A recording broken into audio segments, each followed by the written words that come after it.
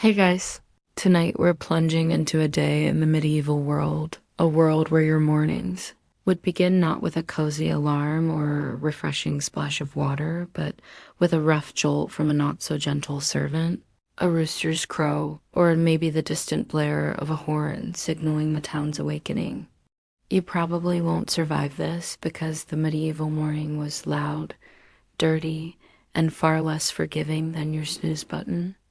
You wake up on a mattress stuffed with straw, hay, or even feathers if you're lucky, all of which probably haven't been changed in weeks. Your bed might be in a small, cramped room with a dirt floor or roughly cut wooden planks. If you live in a more modest home or a peasant's cottage, chances are your sleeping area is shared with animals like chickens or pigs. Yes, the line between you and livestock is often thin sometimes, literally just a curtain or a low wall. No modern comforts like warm blankets or central heating await you. In fact, the chill of dawn often bites through your clothes and blankets. The concept of central heating was limited to the wealthy who might have a stone fireplace. For the rest, keeping warm meant layering rough woolen clothes or huddling close to others. Now, hygiene is a challenge in this world. Running water? Forget it. You rely on a small basin or bucket of cold water carried from a nearby well or river. Soap is rare and expensive, typically made from animal fat mixed with ashes. Most people used herbs like lavender or rosemary to mask odors or sand and ash as scrubbing agents. Morning baths were not daily rituals. Often they were avoided altogether because of superstitions that bathing opened the skin to disease. Imagine splashing water on your face and hands, perhaps rubbing with a coarse cloth, then drying on a threadbare towel. Your breath might already carry the remnants of last night's food or the smoke from the hearth. Speaking of which, the hearth was the heart of the home, but also a constant source of smoke, as chimneys were a luxury not everyone had. So expect eyes to water and clothes to smell smoky all day. Outside your home, the day is already noisy. Roosters crow, dogs bark, carts rattle over cobblestones, and vendors shout their wares. Town criers might announce the day's news or royal decrees. Church bells ring at dawn, calling people to morning prayers or simply marking time. Your first task, gather water for the household. This might mean a trip to the communal well or a nearby stream. The water isn't always clean, which sometimes leads to illnesses, but it's what everyone uses. As you prepare to dress, you find your clothes stiff from yesterday's wear. Woolen tunics and linen shirts are your daily garments, often patched and faded. Undergarments are rare except for the wealthy. Shoes, if you have them, are simple leather or wooden clogs, often uncomfortable and worn thin. There's a surprising little-known fact that many medieval people slept in segmented shifts. Historians still argue whether they woke fully or were semi-conscious during the night's first sleep and second sleep. This means your morning wake-up might feel more like a transition from one sleep phase to another, interrupted by trips to the chamber pot or quiet moments of reflection in the dark. For most, the early morning light was the only signal to start the day because clocks were rare and few knew how to tell exact time. Instead, routines were based on natural rhythms, sunrise, church bells, and animal sounds. The air smells earthy, sometimes pungent with the odors of animals, smoke, and human waste. Streets are unpaved, muddy in wet weather, and crowded with people heading to work or market stalls. As you step outside, the chill may bite at your face, and the cobblestones underfoot feel uneven and cold. Vendors are already setting up, shouting greetings and promoting their goods. Children run about, barefoot and carefree, dodging carts and dogs.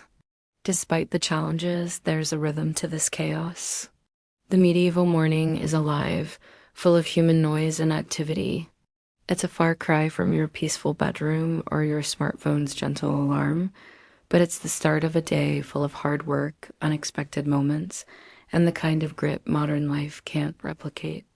So before you get comfortable, take a moment to like the video and subscribe, but only if you genuinely enjoy what I do here. And hey, where are you listening from? Drop your location and local time in the comments. It's always fascinating to see how this medieval tale connects us across time zones. Now, dim the lights, maybe turn on a fan for that soft background hum, and let's ease into tonight's journey together. You shuffle toward the hearth, your feet barely protected by thin leather shoes, or maybe just rough cloth wrappings. The smell of last night's ashes mingles with the faint aroma of herbs left in the fireplace to ward off pests. You sit down, rubbing your hands together, as your stomach reminds you it's time for the first meal of the day, if you're lucky enough to have one. Breakfast in medieval times was far from the gourmet spread we enjoy today. Often it was a simple affair, a slice of coarse bread, dipped in ale or watered down wine, sometimes with a bit of cheese or cold meat left over from the previous day. The wealthier folks might have porridge made from oats or barley, cooked slowly over the fire, often flavored with honey, dried fruit, or spices like cinnamon or cloves. But spices were expensive, so don't get your hopes up if you're a commoner. Food safety? Oh, that was more of a gamble than a guarantee. Without refrigeration, meat was salted, smoked, or pickled to keep it from spoiling. But even then, you had to trust your nose and taste buds. Spoiled food could mean sickness, though people generally assumed foul smells were normal. Remember the crocodile dung sunscreen? Well, food preservation methods included some odd powders and mixtures that might make you raise an eyebrow. Some believed in magical herbs or charms to protect meals from spoilage or curses. The midday meal, or dinner as it was called back then, was often the largest. You'd gather with family or fellow workers to share whatever was available. Stews and pottages were common, thick soups of vegetables, grains, and sometimes bits of meat or fish. These were cooked in large pots over the fire, simmering for hours to extract flavors and soften tough ingredients. If you lived in a town, you might hear the clinking of wooden spoons and chatter echoing through narrow streets as people made their way to communal eating places or taverns. The variety of food also depended heavily on the season and region. Root vegetables, cabbages, and legumes were staples for most, while exotic fruits and spices were reserved for the elite. Fish was a frequent substitute for meat on religious fasting days, often salted or dried. Some coastal towns had better access to fresh seafood, but inland dwellers relied more on salted fish or freshwater varieties. Historians still argue whether medieval people truly enjoyed their meals or just accepted them as necessary fuel. There's evidence of feasts and indulgences among the wealthy, but for peasants, meals were functional, aimed at sustaining long hours of physical labor. Snacking wasn't a thing. Meals were structured around work schedules and daylight. And beverages? Ale and beer were everyday drinks, safer than often contaminated water sources. Wine was common in Southern Europe, but pricey elsewhere. The alcoholic content helped preserve these drinks, making them a safer hydration option. Breakfast could sometimes be skipped altogether, especially during busy harvest seasons or for children whose eating habits varied widely. Instead, food was more of a communal and social experience, often tied to family or village rhythms. Oddly enough, medieval cookbooks reveal recipes that sound surprisingly tasty: meat pies filled with spices, honeyed sauces, and even early versions of sweet desserts. But such luxuries were rare treats.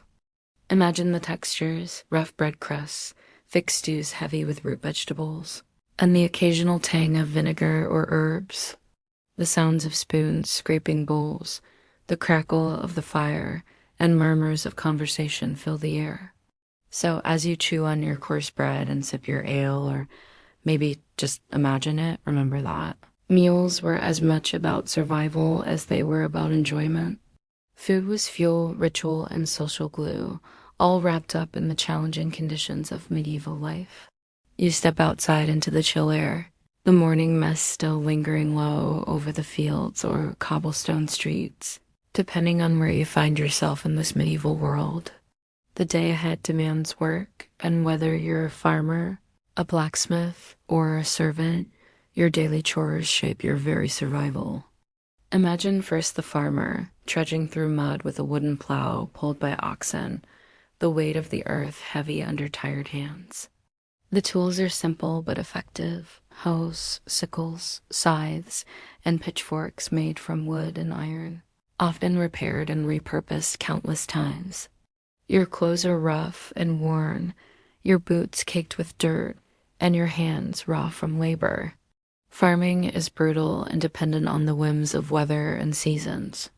You sow seeds by hand, watch over growing crops, and harvest with sharp blades. There's little room for rest because every day's output determines your family's food for the coming months. If you're a blacksmith, your morning starts with lighting the forge's fire, coaxing it to the perfect temperature. You pound heated metal on an anvil, shaping tools, horseshoes, and weapons that others depend on. The rhythmic clang of hammer on iron echoes through the village, a sound both harsh and oddly comforting. The air is thick with smoke and the scent of hot metal. This work requires skill, patience, and strength. You're essential to your community, but also vulnerable to injury from flying sparks or heavy tools. For those in service, cooks, cleaners, or apprentices, the day might begin with preparing meals, fetching water, or tending to the Lord's household. Their work is equally demanding, but often unseen. Cooking involves chopping, stirring heavy pots over open flames, and grinding spices or grains by hand. Cleaning means sweeping dirt floors, washing linen in cold streams, and tending to animals. Apprenticeships offer chances to learn trades, but the path is long and grueling. A lesser-known fact is that many medieval tools were multifunctional and surprisingly sophisticated.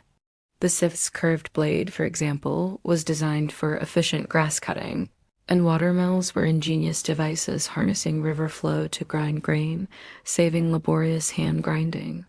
Historians still argue whether medieval laborers had defined work hours or if their tasks extended from dawn until dusk without breaks. The concept of leisure time was minimal for most. Work was survival, and the line between labor and rest blurred, especially during planting or harvest seasons. As the sun climbs, you might pause for a quick drink or snack, but the day presses on with repetitive tasks: tending fields, repairing fences, or making household goods. Child labor was common too. Young ones helped with chores early, learning skills for adulthood while also playing in the margins of work. The rhythm of work was deeply tied to the natural world. Seasons dictated the pace: spring planting, summer tending, autumn harvest, and winter maintenance. Festivals or religious days sometimes interrupted work, offering brief respite, but otherwise life was a constant cycle of toil. Your hands tell the story: callous, sometimes scarred, evidence of a life shaped by effort. You depend on the tools you wield, many of which have been passed down or locally made. Innovations happen slowly, but every improvement could mean better yields or easier tasks. Despite the hardships, there was a quiet dignity in daily work. Village cooperation was essential. Neighbors helped with heavy lifting or shared tools. Bartering skills or goods kept communities connected. So, as you lift that heavy wooden handle or grasp a heated horseshoe, remember this: medieval work was the backbone of society, a relentless but necessary dance with nature and necessity. The medieval market is your next stop, a sensory overload buzzing with life and the scent of spices, sweat, and livestock. Picture yourself stepping into this chaotic hub, the heart of commerce and social life, where traders, farmers, craftsmen, and townsfolk converge to buy, sell, and gossip. The cobbled square is crowded with wooden stalls piled high with colorful textiles, fresh vegetables, dried herbs, and mysterious curiosities from faraway lands. Merchants shout their wares over the din, using persuasive voices honed through years of haggling and storytelling. Fresh apples, sweet honey, finest wool from the northern hills. The market is more than just a place to shop, it's a social center, a spot to exchange news, settle disputes, and perhaps overhear the latest scandal involving the Lord Steward. You might be surprised to find unusual items on display, like preserved sea creatures, powdered spices that change the taste of any meal, or strange fabrics that shimmer in the sunlight. Exotic goods arrive via complex trade routes like the Silk Road, winding their way across continents and oceans. While spices and silk are pricey and mostly for the wealthy, smaller versions or substitutes sometimes find their way to local markets. Food stalls tempt you with roasted meats, fresh bread, and fragrant pies, but beware, the hygiene standards leave much to be desired. Vendors might use the same knives for raw and cooked foods, and flies are relentless visitors. Still, the market smells, earthy, spicy, and smoky create an atmosphere unique to this time. Animals roam freely, chickens peck near baskets of grain, dogs weave between legs, and the occasional pig or goat may be tethered nearby. The sounds of hooves clattering, carts creaking, and children laughing mix with merchants' calls and the clang of a nearby blacksmith's hammer. Bartering is the norm. Coins are used but not always preferred. A pair of shoes might be traded for a basket of eggs or a length of cloth. You'd need to know local customs and market days to get the best deals.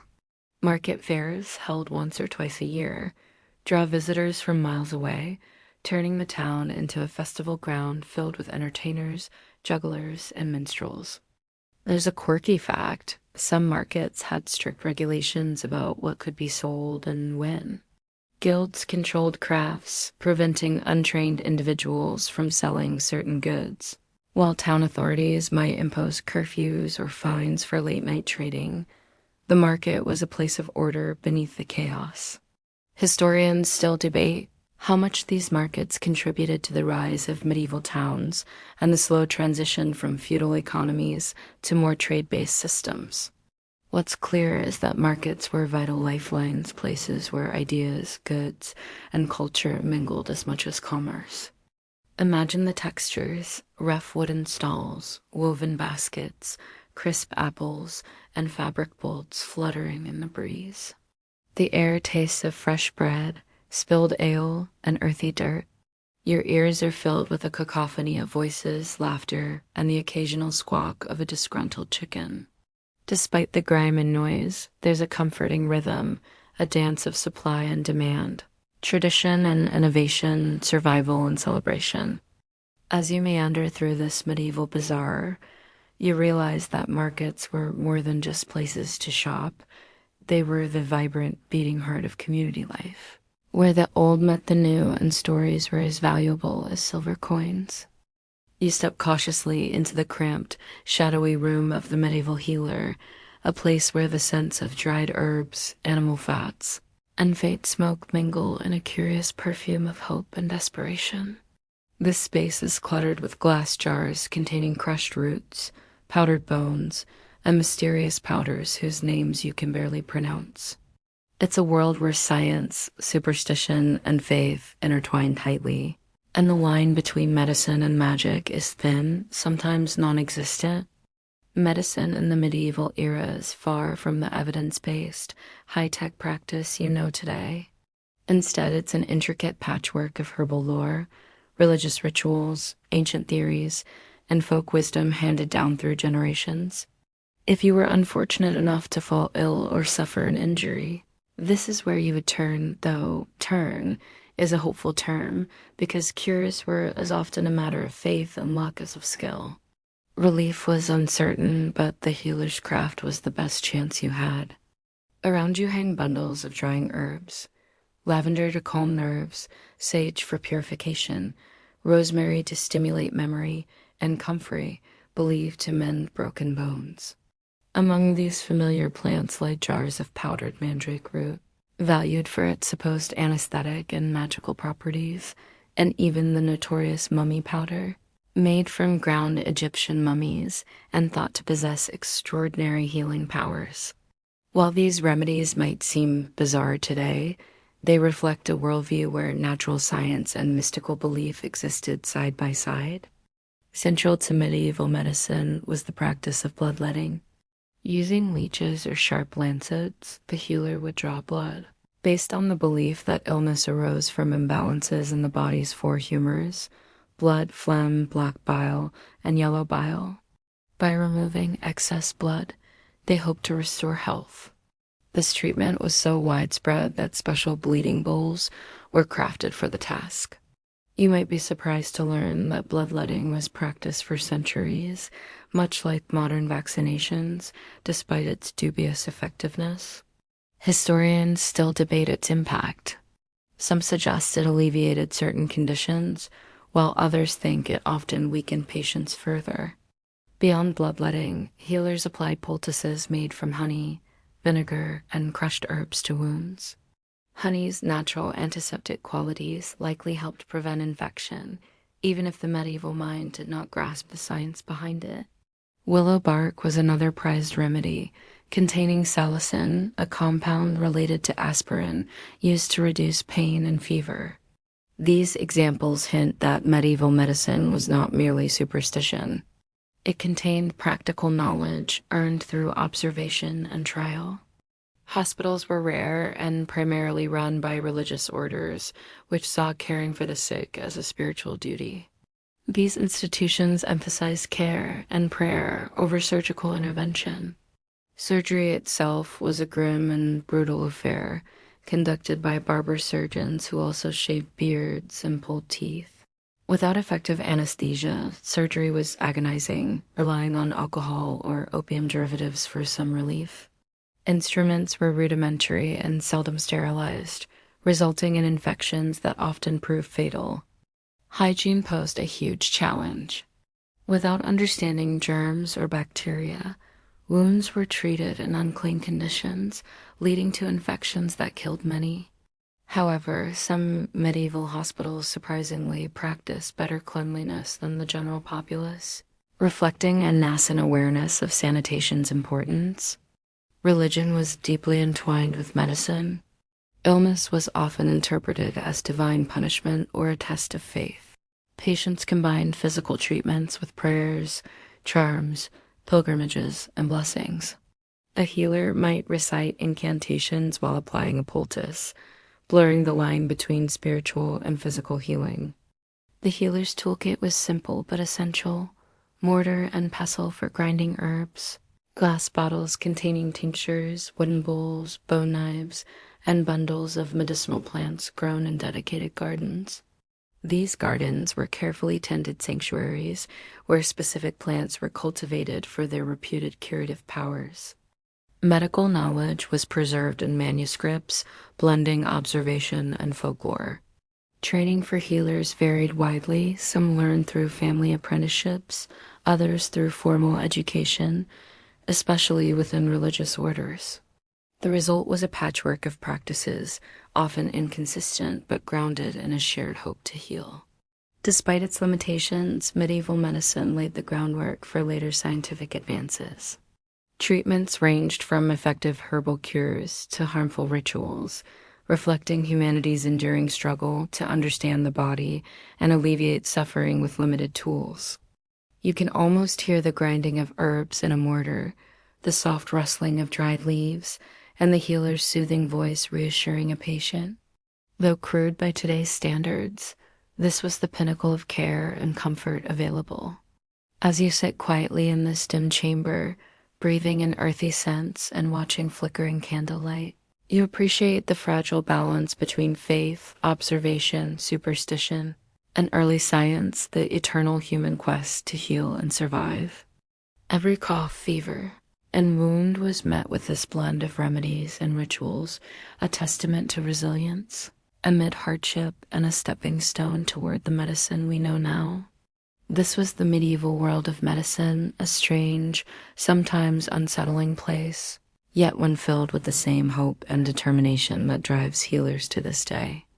You barely have time to adjust to the lingering sense of herbs before you're pulled into the world of medieval clothing, an intricate blend of practicality, status, and symbolism that clung to your skin, just as tightly as the coarse wool or scratchy linen. Imagine standing before a roughly carved wooden chest filled with garments that are heavy, layered, and steeped in meaning beyond mere fashion. For most people, clothing was a necessity designed to protect against the biting cold, the muddy streets, and the harsh sun. Wool was the fabric of choice, durable, warm, and widely available.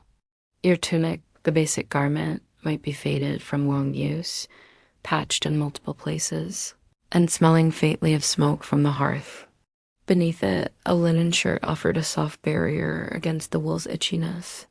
Trousers or hose protected your legs, often tied at the waist or held up with simple belts fashioned from leather or rope. But clothing was never just about utility. It was a language, a system of signs telling others where you fit in society's complex hierarchy. Colors, fabrics, and styles communicated your wealth, occupation, and even your moral standing. Rich, vibrant dyes like deep reds and blues were rare and costly, made from crushed insects or imported minerals, and usually reserved for nobility or the wealthy merchant class. Common folk wore duller, earth-toned clothes, dyed with whatever natural pigments were at hand, lichen, bark, or muddy river clay. Curiously, certain colors or materials were legally restricted. Sumptuary laws dictated who could wear silk or certain hues, designed to maintain clear class distinctions and prevent commoners from appearing too affluent. Violating these laws could lead to fines or public humiliation, a reminder that fashion was a tool of social control. You might be surprised to learn that medieval people took personal grooming seriously within the limits of their resources. Hair was often worn short for men, while women braided or covered theirs with wimples or veils. Linen undergarments were changed more frequently than outer clothes, as they were easier to wash, though bathing overall was infrequent. Shoes were practical and plain leather for those who could afford it, wooden clogs or simple sandals for the rest. Footwear was often handed down or patched, much like the rest of your wardrobe. Winter required additional layers, cloaks, fur linings, or heavy hoods to fend off frostbite. A quirky detail, belts and pouches weren't just functional. They often carried charms or tokens believed to protect the wearer from harm or disease. Small knives, keys, or religious medals hung from leather straps, blending the practical with the spiritual. Historians still debate how much medieval people cared about style versus survival. While necessity drove many choices, the desire to present oneself respectably and adhere to social norms was powerful. Clothing was armor in the social battles of the day, worn as much to declare identity as to stay warm. Imagine the feel of rough wool against your skin, the slight weight of layered fabrics, the occasional scratch from coarse stitching. You pull on your leather belt, the metal buckle cool and heavy, and adjust your hood as you step outside, ready to face the day. Clothing in medieval times was an intimate mix of comfort, status, and tradition, shaping not only how you looked, but how you were seen and treated by others. It was a daily performance in the theater of survival and society. The craft of making these garments was itself a world apart. Textile production was labor-intensive and involved several skilled artisans. Wool had to be sheared, cleaned, carded, spun into yarn, and woven into cloth. Dyeing was a delicate process, often guarded as a trade secret, with dyers mixing pigments derived from plants, insects like the cochineal beetle, or minerals to achieve desired colors. The brilliant reds of the wealthy were often extracted from crushed Kermes insects, making such dyes prohibitively expensive for commoners. Tailors and seamstresses then shaped these fabrics into fitted garments. Clothes were often repurposed and patched multiple times before being discarded. The practice of passing down clothes from older siblings to younger ones was common, and sometimes old garments were unraveled to reclaim the valuable yarn. Accessories also held meaning. Brooches, belts, and hats varied widely and could indicate regional styles or guild membership. Hats range from simple hoods to elaborate constructions adorned with feathers or jewels for the elite. Gloves, often lined with fur, were both practical and fashionable. Jewelry was usually modest for common folk, but could be ornate among nobility, serving as a visible marker of status. Women's clothing followed similar patterns, but with additional layers and accessories. A kirtle, a fitted underdress, was worn beneath a heavier gown. Over this, cloaks or mantles provided warmth. Veils and wimples covered hair, reflecting modesty standards and religious influence. Fashion among noble women was more extravagant, showcasing expensive fabrics, jewels, and intricate embroidery. Seasonal changes dictated wardrobe adjustments. Winters demanded heavier woolens and furs, while summer clothes were lighter linens or silks for the wealthy. You'd often layer clothing, adding or removing pieces depending on the weather and your activities. Personal grooming was another facet of medieval life closely tied to clothing. Regular washing was limited, but the medieval penchant for fresh-smelling herbs and the use of scented pomanders, small containers, filled with aromatic spices and flowers helped mask body odors. Hair care involved braiding, washing with infusions of herbs, and covering with caps or veils. Despite the rough textures and limited choices, clothing was a source of pride and identity. It offered a way to assert one's place in the complex social web, express regional affiliations, and even subtly communicate political or religious loyalties. Imagine yourself buttoning the heavy woolen cloak, the rough fabric tugging slightly at your arms. The chill air seeps through the seams, but the layers offer enough protection to face the bustling streets. As you walk, you notice the varied attire around you, from the richly dressed merchant flashing his embroidered cuffs to the laborer's patched and faded garments. Clothing was survival gear, social armor, and personal expression all rolled into one. Wearing the right colors, fabrics, and accessories could open doors or close them. It was a daily negotiation between comfort, status, and tradition, worn tightly against the unpredictable medieval world. As you step away from the worn fabrics and murky scents of the apothecary, your feet lead you toward a more somber, yet strangely fascinating facet of medieval life, the world of punishments and laws. Imagine a bustling town square or the cold stone chamber of a lord's hall, where justice was administered not with a sterile gavel, but with a blend of tradition, spectacle, and a strict desire to maintain order. In the medieval world, punishments were carefully crafted to enforce laws, uphold social hierarchy, and deter wrongdoing, yet often they were as much about performance as retribution. Picture yourself standing before a magistrate or a local lord, accused perhaps falsely of a minor theft or insulting a neighbor. The law was harsh but nuanced, dealing with crimes that ranged from petty theft and blasphemy to serious offenses like murder or treason. Unlike our modern legal systems, medieval trials didn't always rely on evidence or impartial judgment.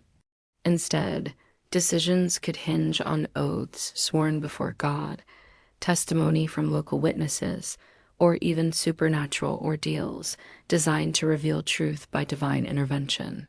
For instance, you might be asked to hold a red-hot iron or be submerged in icy water, with survival or lack of injury considered proof of innocence. These ordeals reveal how closely intertwined religion and law were, a point historians still debate about, whether these rituals reflected genuine faith or social control mechanisms. Now, punishments. Forget the sensationalized tortures you might expect from history books. For the average person, penalties were often more peculiar than brutal. Public humiliation was the most common tool of justice. You might find yourself shackled in the stocks or pillory, exposed for hours or days to the jeers and rotten vegetables hurled by townsfolk. The humiliation was a powerful deterrent, especially in tight-knit villages where reputation meant everything. Imagine the sharp sting of cold air on bare skin, and the burning shame as neighbors and strangers alike jeer, jeer, jeer. Fines were another common punishment, forcing you to part with hard-earned coins as penance. Corporal punishments like whipping or branding were used, but these were generally reserved for repeat offenders or more serious breaches. Branding, for example, left a permanent mark, sometimes a letter, indicating the crime serving as a lifelong stigma. More unusual punishments included the ducking stool, a device used to punish women accused of being scolds or gossipers by repeatedly dunking them in water. It was part punishment, part public warning to others. Another curious penalty was the cucking stool, a similar chair used to humiliate disorderly individuals. For more symbolic punishments, offenders might be forced to carry heavy burdens, wear the fool's cap, or perform humiliating tasks in public, turning justice into a community spectacle. At the most severe end were executions, typically reserved for serious crimes like murder, treason, or heresy. Hanging was the most common method, swift and public. Beheadings, sometimes reserved for nobles, were considered more honorable. These executions were often dramatic, communal events, part warning, part ritual. However, historians note that such capital punishments were relatively infrequent and heavily controlled. Surprisingly, medieval justice systems often aimed for restorative outcomes. Local communities preferred fines, compensations, and reconciliations over severe punishments when possible. The concept of wergeld, or man price paying compensation to victims or their families, was a common legal remedy, emphasizing restitution over retribution. This approach fostered social harmony and practical problem solving within the constraints of harsh laws. Church courts also played a critical role, dealing with moral and spiritual offenses. Penances might include pilgrimages, fasting, or public confession. The intertwining of religious and secular law meant that spiritual punishments carried significant weight, sometimes more than physical ones. Excommunication was a severe sanction, cutting a person off from the community and salvation. Historians still debate how effective medieval punishments were as deterrents. Some argue they maintained social order efficiently, while others view them as tools to reinforce elite power and suppress dissent. What's clear is that justice was public, communal, and deeply symbolic, a constant reminder of the social contract that bound people together. Imagine the noisy clatter of wooden stocks being locked, the murmur of a gathered crowd, and the solemn voice of a magistrate declaring sentence. Justice was theater and law intertwined, a daily reaffirmation of the fragile order in a turbulent world. In this world, punishment wasn't just about correcting wrongdoing. It was a social ritual reinforcing norms and hierarchies. While modern sensibilities may recoil, these penalties were often designed to reintegrate offenders rather than destroy them, balancing harshness with mercy where possible. So, as you witness these peculiar, yet mostly gentle punishments, remember medieval justice sought to maintain community harmony, a primitive but earnest social contract amid hardship and uncertainty. You find yourself stepping into the lively and colorful world of medieval entertainment and leisure, a vibrant contrast to the often harsh and unforgiving realities of daily life.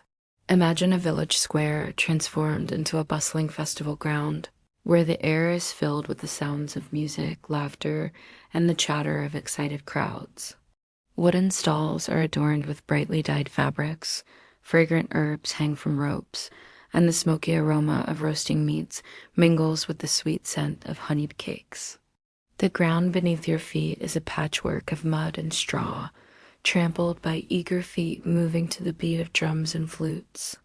For the average medieval person, leisure was not a luxury but a vital respite, a chance to momentarily escape the rigors of work, to connect with neighbors, and to participate in communal rituals that reinforce social bonds.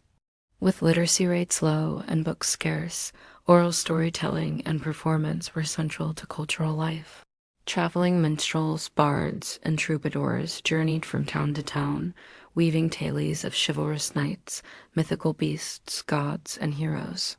These performances were not mere entertainment, but served as living archives, preserving history, values, and collective memory. Picture a fireside gathering where a bard's voice rises and falls in enchanting cadence, recounting epic adventures or humorous anecdotes. Tales like the myth of Hermes inventing the first sneakers would captivate audiences, their stories morphing with each retelling, enriched by local flavor and creative embellishment. Music permeated every facet of medieval life, from grand courtly dances to simple village celebrations. Instruments such as the lute, harp, fiddle, bagpipes, and drums created a rich soundscape. Dancing was both entertainment and social ritual, an opportunity for people to express joy, flirt, and engage in community bonding. Imagine swirling skirts, clapping hands, and the rhythmic stomp of feet echoing through a sunlit clearing or the great hall of a manor. Games offered physical challenge and friendly competition. Archery tournaments tested skill and bravery, essential traits in a world where hunting and warfare were common. Wrestling matches and foot races drew crowds and fostered camaraderie. Nobles played strategic games like chess and backgammon, symbols of their intellect and status. Common folk enjoyed simpler amusements, dice games, knucklebones, and ball games played in streets and fields. Children's laughter filled the air as they engaged in imaginative play with homemade toys, wooden figures, or carved animals. Feasts were the highlight of many celebrations, often tied to religious festivals, harvests, or royal occasions. Tables groaned under roasted meats, fresh breads, pies spiced with honey and cinnamon, and an array of cheeses and fruits. Ale and mead flowed freely, raising spirits and loosening tongues. These communal meals reinforced social hierarchies while also fostering unity and shared identity.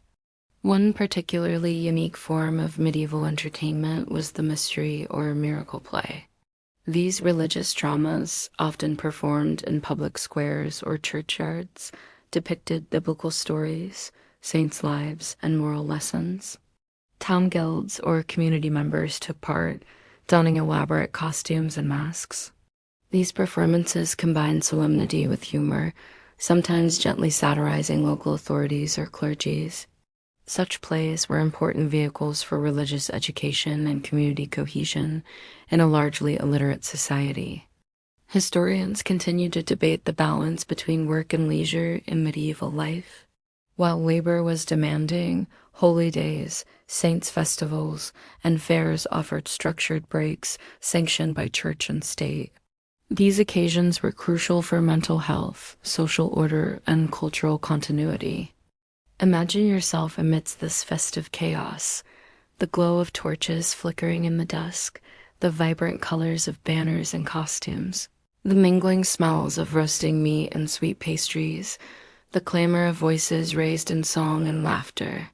The rhythmic beat of drums calls dancers to their feet, and the crowd's energy pulses like a living heartbeat through the streets. Entertainment in medieval times was far more than simple diversion.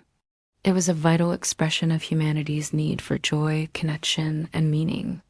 Through stories, music, dance, and games, people carved out moments of happiness and togetherness in an often uncertain and harsh world. So as you drift through this vivid tapestry of medieval leisure, feel the enduring spirit of celebration and community that connects us across the centuries, a reminder that no matter the era, the human heart longs for laughter and light amid the shadows.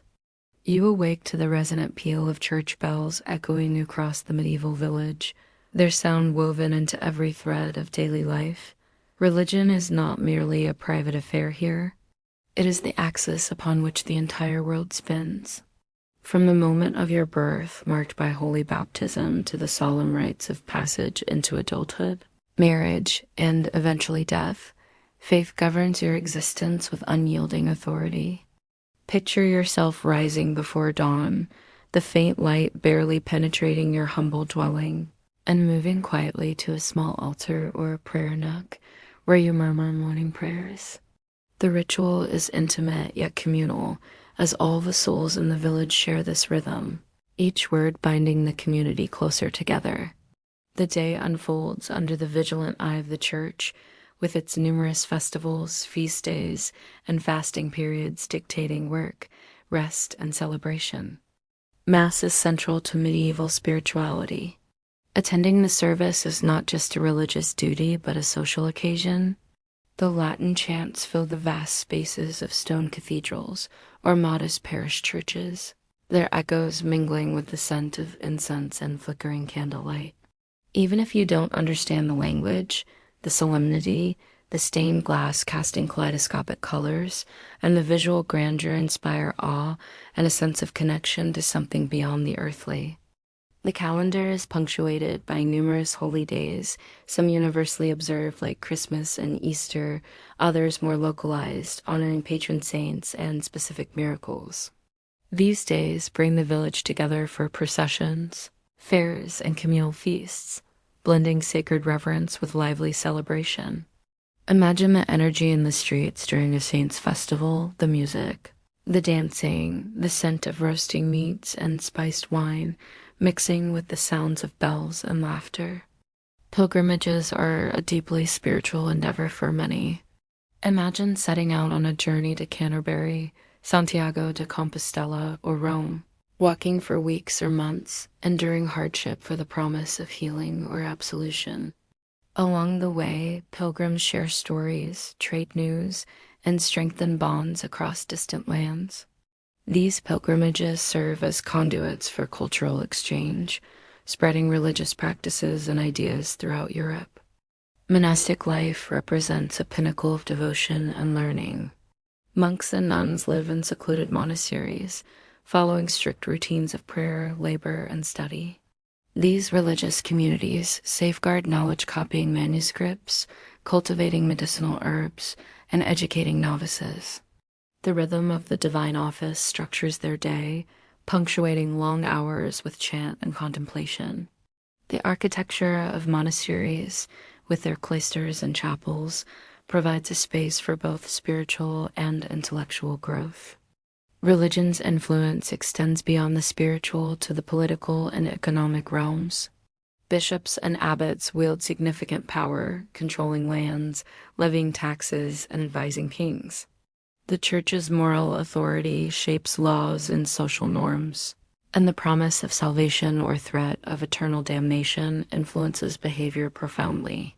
Confession, penance, and indulgences offer pathways to forgiveness, while excommunication isolates those who defy ecclesiastical authority. Yet medieval religion was not monolithic. Local customs and folk beliefs blended with orthodox practices, creating a rich tapestry of faith expressions. Relics, bones, clothing, or objects associated with saints are venerated, drawing pilgrims and fueling religious fervor. Festivals often incorporate pre-Christian traditions, blending sacred and secular elements. This diversity sparks ongoing historical debate about the depth and nature of popular piety, with some scholars emphasizing devoutness, others focusing on pragmatic or superstitious engagements. Religious festivals also serve social functions beyond devotion. Fairs held in conjunction with holy days stimulate trade and communal interaction, while theatrical mystery plays dramatize biblical stories, educating and entertaining the populace. These performances often mix solemnity with humor and satire, subtly commenting on contemporary social issues. Conflicts and critiques of the Church simmer beneath the surface. Heresies, reform movements, and challenges to papal authority foreshadow future upheavals. Despite this, the medieval Church remains a unifying force, a beacon guiding countless souls through a precarious existence. Imagine the solemn procession of monks chanting in a Gothic cathedral, candles casting a golden glow on carved stone, stained glass windows depicting scenes from Scripture illuminating faces filled with reverence and hope. The incense swirls upward, carrying prayers heavenward. Outside, villagers gather for a feast, their laughter mingling with the church bells, embodying the intimate blend of sacred and secular that defines medieval spirituality. As night falls, you feel the deep comfort and awe that faith provides in this world, a guiding light amid uncertainty and hardship. The tolling bells fade into the darkness, prayers whispered into the night air, and the eternal human search for meaning pulses softly through time. This is the medieval world of faith, complex, vibrant, and central to every heartbeat and breath. You find yourself stepping over the threshold of your medieval home, a humble but essential refuge from the harsh world outside. Unlike the spacious, well-furnished houses you might imagine from tales of castles and manor halls, most medieval homes were simple, practical spaces shaped by necessity, local materials, and the rhythms of everyday life. This is where your day begins and ends, where family bonds are forged over shared meals, and where the challenges of medieval living unfold intimately. Picture a small, single-room dwelling constructed from timber, wattle, and daub, or roughly hewn stone.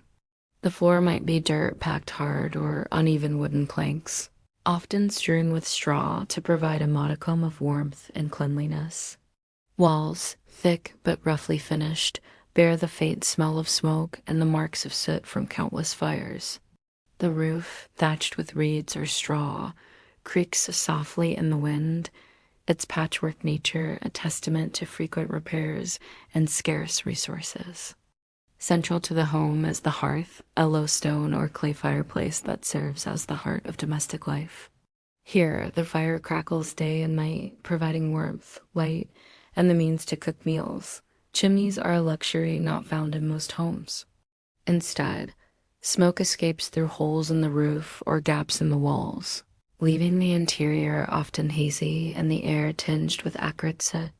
The scent of burning wood mingles with cooking aromas and the earthy smell of damp earth and animal hides. You notice that furniture is minimal and multifunctional.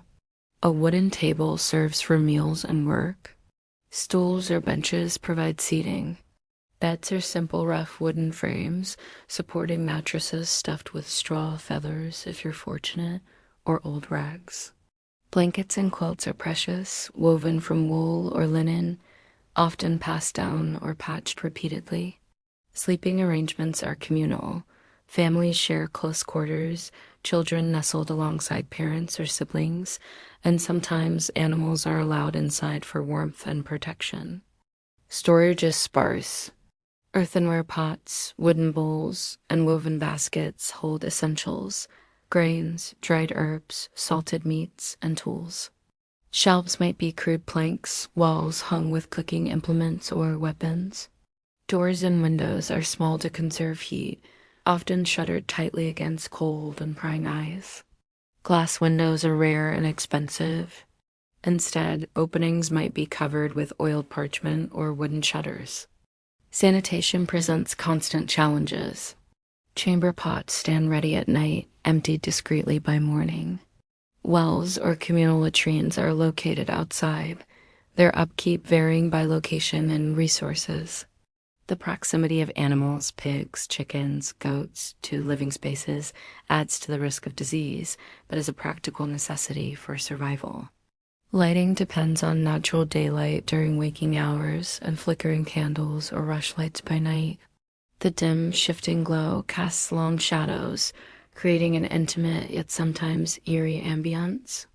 Cleaning is a continual task, vital but difficult. Dirt floors require sweeping, straw bedding must be replaced or turned, and cooking areas scrubbed to discourage pests. Soap is scarce. Water for washing is fetched from wells or streams and heated over the fire, often rationed carefully. The home serves as a center of production as well as refuge. Textile work, spinning, weaving, sewing, often takes place here, women laboring by firelight to create or mend garments. Food preparation is a communal activity, involving grinding grain, baking bread in communal ovens, or butchering livestock. Children play and learn within these walls, absorbing skills essential for adulthood. A lesser-known aspect is the use of certain household items in health and superstition. Herbs might be hung above doorways to ward off evil spirits. Salt was sprinkled to purify spaces. Family altars or shrines occupy corners, featuring crosses, candles, or icons, reflecting the ever-present role of faith in daily life. Historians still debate the exact layout and quality of typical medieval homes, as archaeological evidence varies widely across regions and social classes. However, what remains clear is that the home was a dynamic, multifunctional space, both shelter and workshop, sanctuary and social hub. Imagine waking to the smell of wood smoke and cooking porridge, the muted chatter of family stirring, the cold floor beneath your feet, and the comforting warmth of the fire. The world outside might be harsh and unpredictable, but within these walls, life unfolds with rhythm and resilience. Your home is not just a physical space, but a vessel of survival and memory, bearing the marks of generations who lived, loved, and persevered within its confines. So as you settle into your straw-stuffed mattress, listening to the crackle of embers and the distant hoot of an owl, you feel the steady heartbeat of medieval life pulsing softly around you, a reminder of humanity's enduring quest for comfort and belonging amidst adversity. You awake to the lively sounds of children playing outside your medieval home, their laughter echoing through narrow alleys and open fields alike. Life for medieval children was a complex tapestry woven from work, play, education, and family duties. Unlike today's childhood filled with classrooms and toys, medieval childhood was largely defined by early integration into adult responsibilities, yet it was also punctuated with moments of joy, imagination, and community. Imagine a typical morning for a child in this era. From a young age, children are expected to contribute to the household survival. Younger children might gather eggs, fetch water, or tend small animals, while older ones help in fields, workshops, or domestic tasks. The line between play and labor blurs. Work is part of growing up, a practical necessity passed down through generations. Education varies dramatically based on social class. Noble children might attend formal schools or receive tutors, learning Latin, scripture, literature, and the arts. Boys were groomed for knighthood or clerical roles. Girls were prepared for household management or marriage. For most commoners, formal schooling was rare. Literacy was not widespread, and education was informal, learned through observation, apprenticeship, and oral instruction. Play is no less important. Children invent games with simple materials, wooden hoops rolled along paths, carved dolls, or balls made from stitched cloth. Group games might involve tag, hide and seek, or mock battles. Festivals and market days offer opportunities for communal fun, including puppet shows, music, and storytelling. These moments provide relief from daily toil and foster social bonds. An unusual aspect of medieval childhood was the use of ritual and superstition to protect children. Charms and amulets were common, believed to ward off evil spirits and illness. Baptism was not only religious, but also a social event, symbolizing entry into the community and spiritual protection. Unfortunately, child mortality rates were high due to disease and malnutrition, making these protections deeply significant. Children's clothing reflected their social status and practical needs. Garments were smaller versions of adult clothes, designed for durability. Footwear was simple, often hand-me-downs. Seasonal adjustments meant extra layers in winter, while summer saw lighter linens. Boys and girls were distinguished by styles, though differences were less pronounced in early years. Historians still debate how much freedom children truly had versus being seen as miniature adults. Some evidence suggests they experienced distinct stages of childhood, with particular rites of passage marking transitions, while other sources highlight early expectations of responsibility. Learning was hands-on and community-oriented. Apprenticeships began early for trades like blacksmithing, weaving, or farming, where skills were passed directly from master to pupil. Religious instruction often took place in church or at home, emphasizing morality and obedience. Games and songs often served educational purposes, teaching history, religious stories, or social norms. Folk tales, riddles, and rhymes were passed down orally, creating a rich cultural environment despite limited written materials. Imagine a child weaving through crowded streets, clutching a wooden toy, joining friends in a game of tag. Later, they might watch a traveling performer or listen to an elder recount legends by the fireside. These experiences are their world's vibrant palette, a blend of hardship and delight. Their childhood was shorter and often harsher. It was filled with discovery, community, and the slow accumulation of knowledge necessary for survival and success. As night falls, children settle on straw mats or shared beds, their dreams perhaps filled with visions of knights, saints, or simple pleasures yet to come. The echoes of their laughter linger, a timeless reminder that even in the toughest times, youth carries hope and resilience. You prepare yourself to step onto the medieval roads, a world vastly different from the comfort and convenience of modern travel. There's no GPS, no paved highways, and no motorized vehicles to whisk you along. Instead, your journey depends on your own 2 feet, the strength of a horse, or the creaking wheels of a wooden cart. Medieval travel is an undertaking marked by uncertainty, endurance, and constant negotiation with the elements and dangers lurking at every turn. It's a reality that both challenges and transforms those who venture beyond the boundaries of their familiar village or town. Your day begins early, perhaps before dawn, as you ready yourself for the journey ahead. The roads you face are rarely smooth or well-maintained. Many are dirt paths turned to mud by rain and heavy use, rutted by wagon wheels and hooves strewn with rocks and potholes. Bridges are scarce and often fragile wooden structures that sway with every step. Seasonal weather changes can turn these pathways into treacherous quagmires or frozen tracks slippery with ice. Travelers quickly learn to read the sky, wary of storm clouds that could turn a manageable road into a nightmare. If you're fortunate, you might be mounted on a horse or mule, animals prized for their stamina and shoe-fettedness. Horses, however, are costly to keep, and not every traveler can afford the luxury. Walking is the most common mode of travel. You pack lightly, a satchel with bread, dried meat, a flask of water or weak ale, and a cloak for warmth. Every ounce counts when you're on foot for hours, even days, traversing hills, forests, and rivers. Traveling alone is risky. Bandits lurk in forests and along lonely roads, preying on the unwary.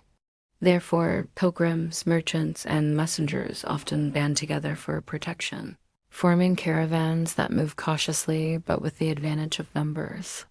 This sense of community on the road is vital for survival, offering shared resources, protection, and companionship. The communal aspect of medieval travel is both practical and social. Journeys are opportunities for exchange, gossip, and the forging of new bonds. Your route might take you along famous pilgrimage paths, such as the Way of St. James leading to Santiago de Compostela in Spain, or roads leading to Rome and Jerusalem. These routes are dotted with hospices and monasteries that offer rest and care to weary travelers.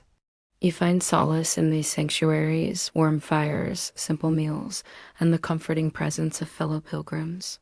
Hospitality is both a necessity and a sacred duty, and the monks or innkeepers who welcome you uphold these traditions.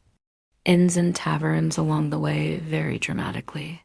Some are noisy, smoky establishments where rowdy patrons drink cheap ale, share bawdy tales, and gamble late into the night.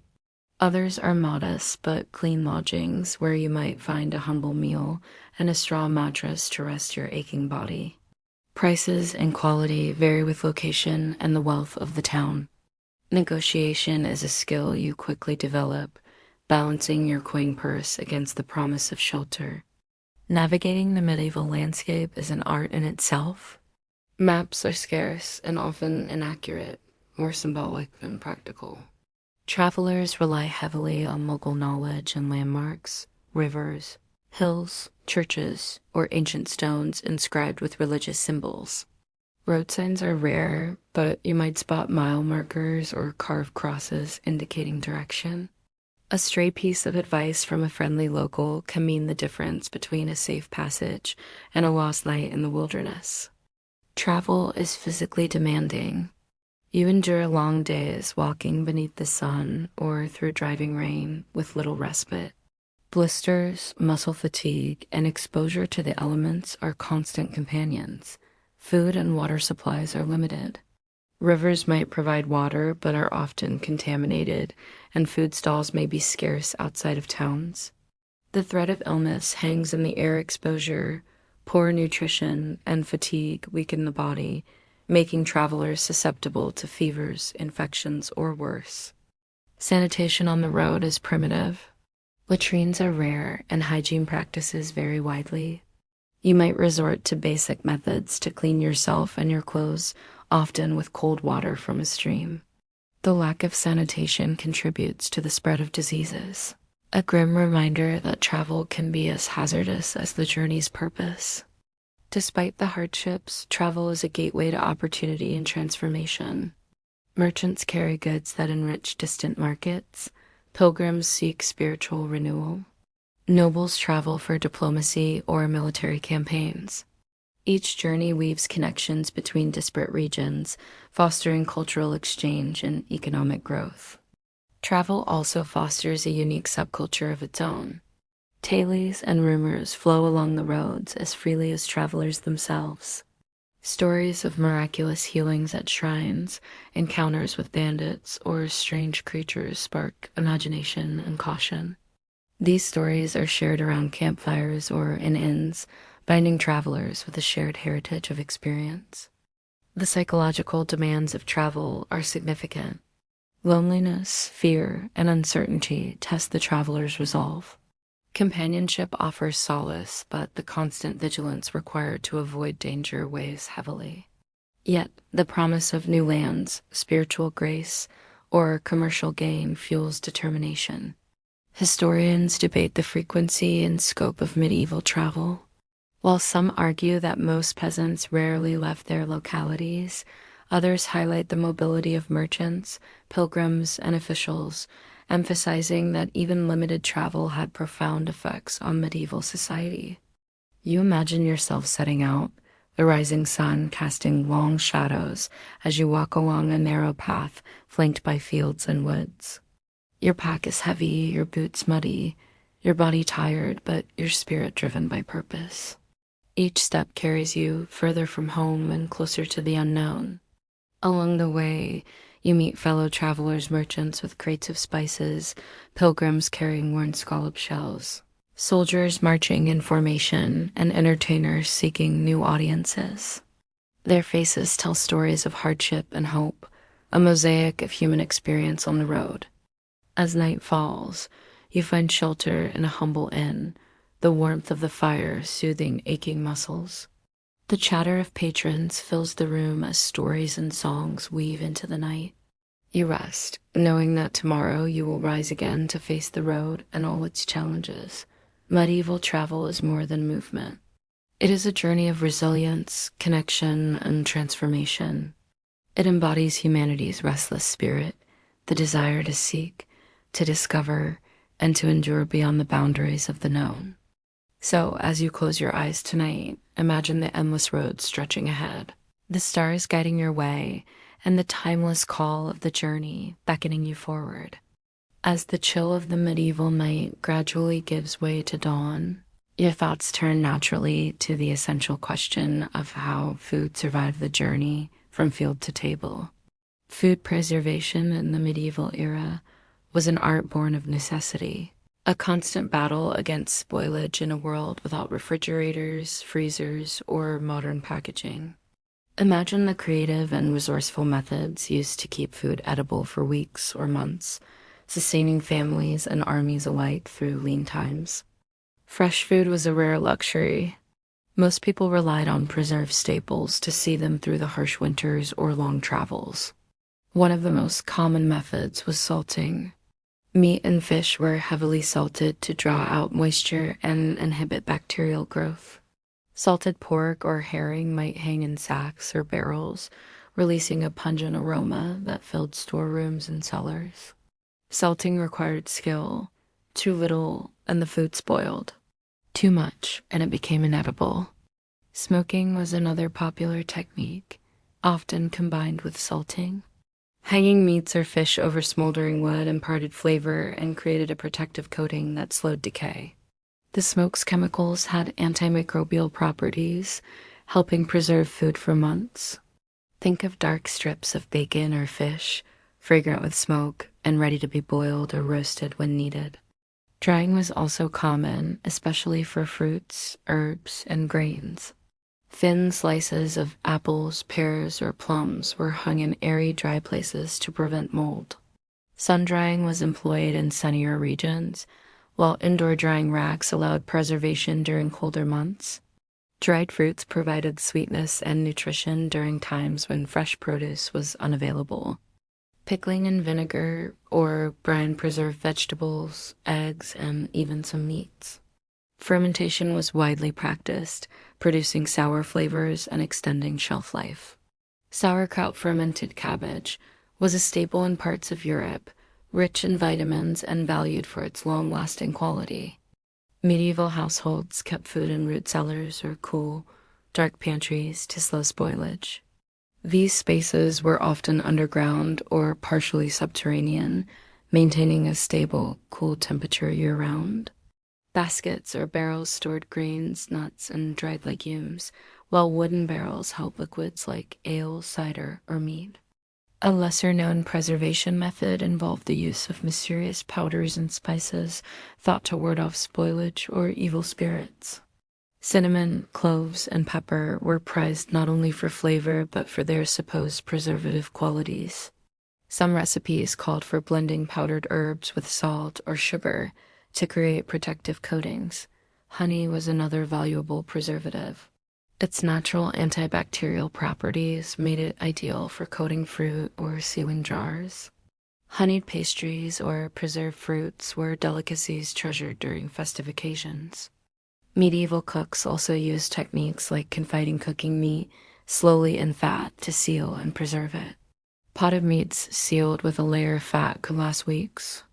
This was especially useful for armies or travelers. Despite these methods, spoilage remained a constant threat. Moldy bread, sour milk, and rancid meat were common problems, and consuming spoiled food often led to illness or death. People relied on their senses, smell, sight, and taste to judge edibility, a risky practice. Historians still debate the effectiveness of some preservation methods, especially the mysterious powders and the role of spices in preventing decay. While salt and smoke clearly helped, the full impact of other ingredients is less certain. Food preservation was not just practical, but deeply woven into social and economic life. Salt was a precious commodity, sometimes called white gold, traded over long distances and heavily taxed. Smoking required time and resources. Often communal smokehouses served entire villages. Dried and pickled foods shaped diets and culinary traditions, influencing flavor profiles still evident today. Imagine the sights and smells of a medieval pantry, barrels bulging with salted fish, baskets of dried apples hanging like golden lanterns, jars of pickled vegetables gleaming in the dim light. The earthy aroma of root vegetables stored underground mingled with the sharp scent of vinegar and smoke. Preservation methods shaped daily routines too. Preparing food for storage was labor-intensive, involving butchering, salting, smoking, or drying, often communal tasks in larger households. Timing was crucial. Meat had to be cured quickly after slaughter. Fruits had to be dried at just the right moment. Travelers depended heavily on preserved foods, carrying salted meats, hardtack bread, and dried fruits to sustain them on the road. Armies marched on these rations, with supply lines intricately planned around preservation needs. So as you savor your imaginary meal of smoked herring, dried apples, and hearty bread, Remember the ingenuity and labor behind every bite. Medieval food preservation was a testament to human creativity and resilience, a blend of science, tradition, and necessity that kept people nourished against the odds. As the seasons cycle and days pass, your life within the medieval household is shaped profoundly by the invisible yet powerful forces of gender, roles, and family expectations. Imagine the rhythms of daily life divided along lines that dictate not only tasks, but social standing, relationships, and even personal identity. In this world, being a man or a woman means walking paths carved by tradition, necessity, and often strict social codes, paths that weave through work, family, and community with surprising complexity. Men's roles are generally defined by labor outside the home. You might rise early to tend fields, manage livestock, or practice a trade like blacksmithing, carpentry, or weaving. Physical strength, skill, and endurance are prized attributes. As a man, you carry the responsibility of providing sustenance and protection. Your day is marked by hard work, the sound of hammer on anvil, the scent of fresh-cut timber, or the rhythmic thud of plowshares turning earth. Women's roles, while often confined within the household, are equally vital. Imagine waking to the tasks of preparing meals, fetching water, spinning yarn, weaving cloth, and caring for children and the elderly. You manage domestic economies, bartering at markets, preserving food, tending gardens, and maintaining the home's cleanliness. Beyond physical labor, women often hold informal power as keepers of knowledge, from herbal remedies to social networks. Marriage is both a personal union and a social contract. Families arrange matches to secure alliances, property, or status, and dowries serve as tangible tokens of this exchange. Within marriage, roles are clearly delineated, with men as heads of households and women managing domestic affairs. Yet love, affection, and partnership also find space within these structures, expressed in daily cooperation and shared responsibilities. Children grow up observing and learning gender roles, absorbing expectations through example and instruction. Boys might apprentice with fathers or local craftsmen. Girls learn household management from mothers or elder women. Education is practical, preparing children to fulfill their expected futures. Not all gender roles are rigid. Widows and unmarried women sometimes manage households or businesses, gaining a degree of independence. Similarly, some men engage in tasks traditionally associated with women, especially in smaller communities or during crises. An often overlooked aspect is the role of extended family and kinship networks. Grandparents, aunts, uncles, and cousins contribute to child-rearing, labor, and social support, creating a web of interdependence. Family honor and reputation are paramount, influencing behavior and relationships. Religious teachings reinforce gender norms, but also offer models of virtue and compassion for both sexes. Saints' lives provide examples of piety, chastity, and charity, shaping ideals within communities. Historians still debate the degree of agency medieval women possessed, with some highlighting constraints and others pointing to subtle forms of power and influence. Similarly, masculinity is complex, encompassing not only strength, but honor, piety, and social responsibility. Daily tasks reflect these divisions. Men might repair roofs, till fields, or negotiate markets. Women spin flax, cook meals over open fires, and organize festivals. Yet cooperation is essential. Households function through shared effort and mutual reliance. Imagine the textures of these roles, the roughness of a man's woolen tunic stained with earth, the softness of a woman's spun linen, the crackling firewood split by strong hands, the careful weaving of cloth by nimble fingers. The sounds of tools, chatter, and laughter fill the air, interweaving the separate but connected lives. Gender roles extend to clothing, behavior, and even speech. Modesty and decorum guide women's public conduct, while men display authority and control. Yet within homes and communities, warmth, humor, and negotiation soften these roles. The balance of gender and family shapes medieval life profoundly, defining identity and social order. It influences who wields power, how labor is divided, and how love and duty coexist. As night falls and the household gathers around the hearth, you see the family's delicate dance, a blend of expectation and affection, hardship and hope, tradition and adaptation. In this intimate setting, gender roles are lived realities, evolving with each generation yet deeply rooted in the soil of medieval society. As your journey through medieval life nears its gentle close, you find yourself reflecting on the quiet, often unseen threads that wove this complex world together, the rhythms of everyday survival, the interplay of community, faith, family, and the resilient spirit of ordinary people. Imagine the soft glow of candlelight flickering across rough-hewn walls, the muffled sounds of hearth crackling, and the slow, steady breath of a world at rest yet poised on the cusp of change. In the medieval era, life was shaped by cycles of seasons, labor, worship, and social rites that gave structure and meaning amidst uncertainty. From dawn's first light to dusk's fading glow, people moved in harmony with nature's rhythms, their days marked by tasks both demanding and mundane.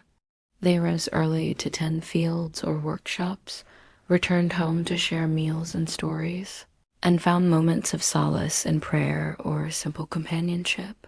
Communities functioned as extended families, where cooperation was vital for survival. Neighbors shared labor, resources, and knowledge, supporting each other through hardships like famine, illness, or conflict.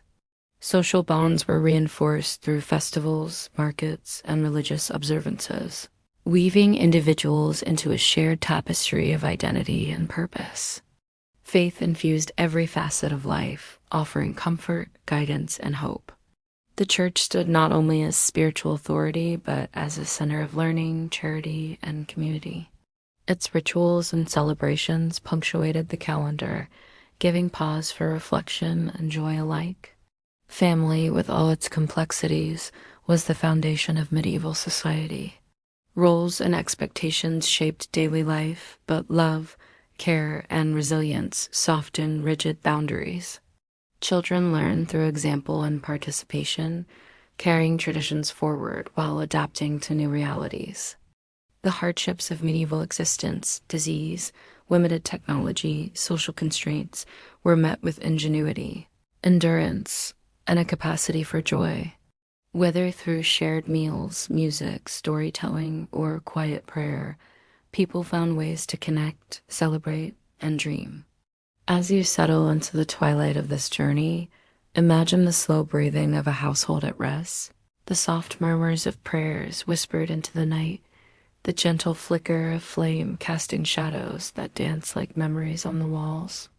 There is a profound beauty in this simplicity, a reminder that across centuries, the human spirit persists, seeking warmth, connection, and meaning. Now, as your eyes grow heavy and the world softens into darkness, let these echoes of medieval life lull you gently into sleep. May you carry with you the resilience, hope, and quiet dignity of those who lived long before us. Good night and sweet dreams.